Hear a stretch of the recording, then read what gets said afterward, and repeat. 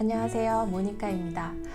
오늘은 처음으로 제 얼굴이 영상에 나오게 되었는데요. 원래 제가 처음 유튜브를 시작할 때 얼굴이 나오는 게 조금 부끄럽기도 하고 쑥스럽기도 해서 최대한 나는 얼굴이 안 나오는 방식으로 촬영을 해서 영상을 올려야겠다 그렇게 생각을 했었는데, 다양하게 와인 컨텐츠를 올리고 자유롭게 좀 얘기를 해보려니까 이렇게 새로운 포맷에 도전해보게 되었습니다.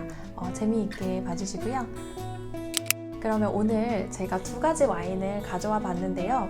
빌라 카페짜나라고 하는 와이너리의 화이트 와인, 레드 와인이고요. 이탈리아 토스카나 지역, 그 중에서도 까르미냐노라고 하는 작은 마을에서 생산된 와인들이에요. 최근에 굉장히 맛있게 마셨던 와인들 중 하나라서 소개를 한번 해드리고 싶었고요. 재미있는 그런 역사와 스토리와 흥미로운 이야기들이 많이 엮여있는 곳이에요. 이탈리아 토스카나 지역이라고 하면 가장 먼저 끼안티 와인을 떠올리시죠? 아무래도 끼안티 와인이 토스카나 지역들 중에서도 면적이 넓고 또 토스카나를 대표하는 가장 대중적인 와인이기 때문일 텐데요. 까르미냐노 마을은 피렌체 바로 북서쪽, 그리고 끼안티 지역에 아주 인접하게 붙어있는 작은 마을입니다. 이 까르미냐노 지역에서 와인을 생산한 지 무려 3000년이 되었다고 하는데요. 이탈리아 북서쪽, 그리고 특히 토스카나 지역에서 원래 로마인들 이전에 살고 있던 민족이 있었어요. 에트루리아인이라고 하는 민족인데, 당시에 로마인들은 이 민족을 투스키, 그리고 이 민족이 살고 있던 지역을 투스키아라고 불렀다고 해요. 그래서 그 투스키아라는 명칭이 지금의 토스카나가 된 거고요. 까르미냐노 마을에 위치한 이 에트루리아인의 무덤에서 기원전 5,60년경의 것으로 추정되는 와인 항아리와 와인을 담았던 잔들이 발견이 되었다고 합니다. 그래서 이 까르미냐노 사람들은 우리의 와인이 에트루리아인들이 정말 마시던 고대적부터 내려오던 진정한 와인이다 라고 하는 어떤 자부심 같은 게 있다고 하네요. 여러분, 슈퍼투스칸 와인 아시나요? 까르미냐노 와인이 현재 전 세계 와인 애호가들의 사랑을 한 몸에 듬뿍 받고 있는 슈퍼투스칸의 원조격이라는 사실인데요.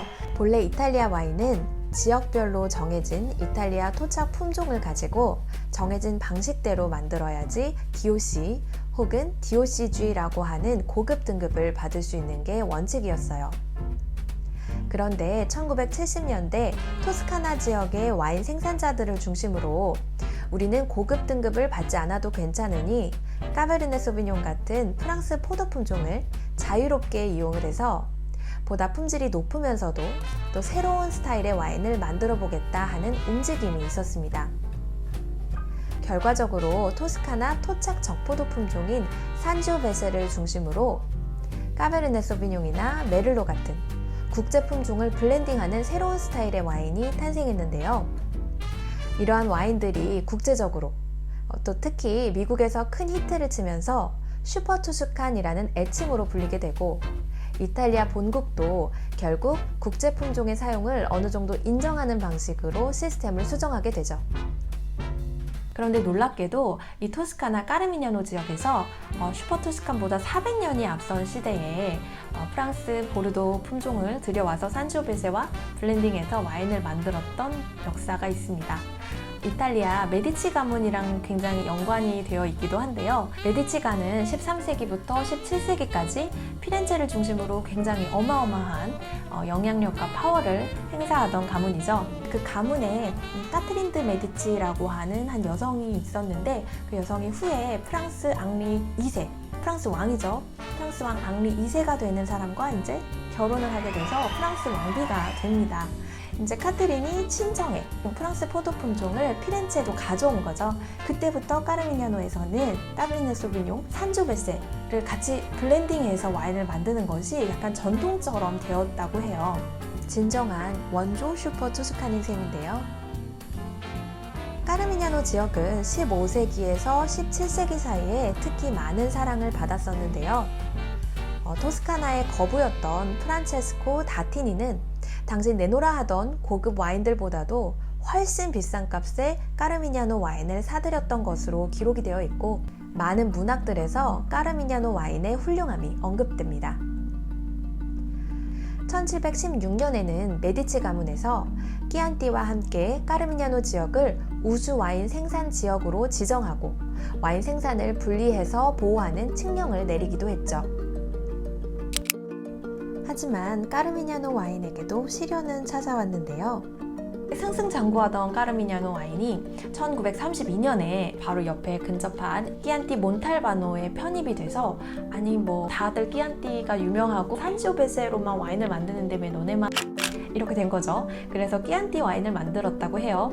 그러다가 1975년에 까르미냐노는 까르미냐노만의 독특한 역사와 양조법이 있고 그걸 인정해줘야 한다 해서 그때 이제 다시 까르미냐노 단독 분리된 DOC 등급을 받게 됩니다.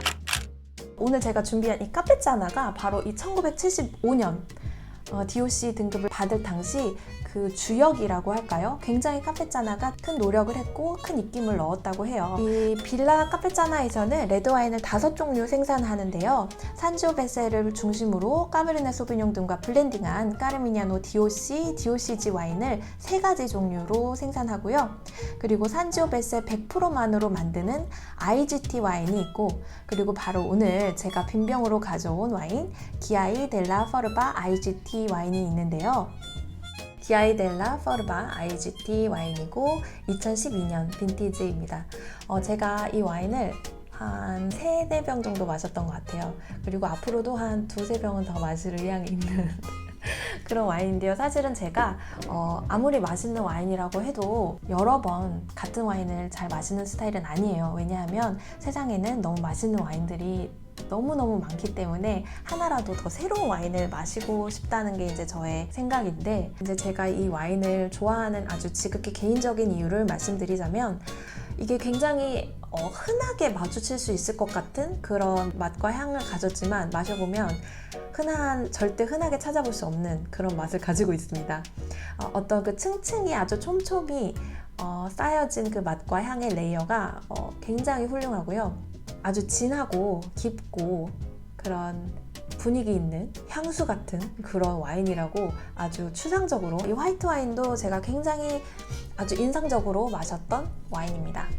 트레비아노라는 화이트 와인인데요. 이탈리아 토착 품종이죠. 트레비아노 굉장히 많이 들어보셨을 거예요. 트레비아노 토스카나, 트레비아노 로마뇰로, 뒤에 뭐가 붙느냐에 따라서 다 다른 품종인데, 그렇게 공식적으로 인정이 된 트레비아노 품종이 28종이 있다고 알고 있어요. 그런데 이 와인을 만든 트레비아노는 토스카나 지역에서 뿐만 아니라 이탈리아 전역에 아주 흔하게 심겨져 있는 트레비아노 토스카노 품종으로 만든 와인이에요. 이 트레비아노 토스카노는 굉장히 좀 노블한 좋은 품종이라고 알려져 있지는 않습니다. 이 카페짜나에서 내가 한번 이 흔한 전혀 좋은 품종이라고 평을 받지 못하고 있는 이 화이트 와인을 가지고 정말 맛있는 와인을 만들어 보겠다라고 해서 만든 게 바로 이 와인인데요. 저도 마셔보고 굉장히 놀랐어요. 그냥 뭐 시트릿한 그런 풍미만 있는 게 아니라 복숭아 같은 스톤프루트이라든지 꽃향기까지, 또 오크 숙성이랑 병숙성까지 하고 출시를 하는 와인이라서 어떤 아몬드, 토스티 이런 느낌까지 함께 있는 아주 복합적인 와인이에요. 그리고 이 와인이 지금 2015년 빈티지 와인인데 아주 우아하게 숙성이 되었습니다. 그래서 참 카페짜나라는 이 와이너리에 대해서 제가 굉장히 높이 평가를 하게 되었어요. 이 까르미냐노라고 하는 이 지역을 DOC로 만들기 위해서 또 노력을 하고 그 전통을 살리려고 하고, 토착 화이트 와인 품종을 가지고도 이런 새로운 시도를 하는 이런 것들이 굉장히 좀 멋있다라고 생각을 했던 와인입니다. 그렇게 해서 이제 오늘 준비한 이야기가 끝이 났는데요. 다음에 또 재미있는 와인이 있으면 이런 포맷으로 한번 찾아보도록 하겠습니다.